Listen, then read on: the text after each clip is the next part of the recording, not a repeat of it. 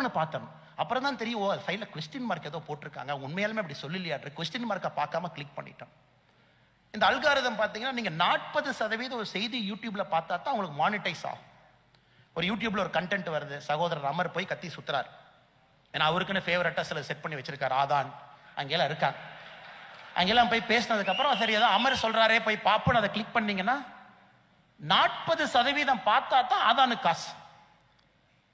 எல்லாமே அதான், எல்லாம் நல்லவங்க தான், நல்ல வேலையை செய்றாங்க. உதாரணத்துக்காக நான் எடுத்துக்கொண்டேன், சகோதரர் மாதேஷ் தப்பா நினைக்க மாட்டாங்க.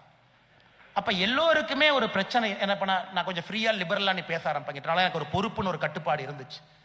இனி ஒரு லிபரலா ஃப்ரீயா அண்ணாமலையாக நான் அரசியல் பேச முடியும், செய்ய முடியும்.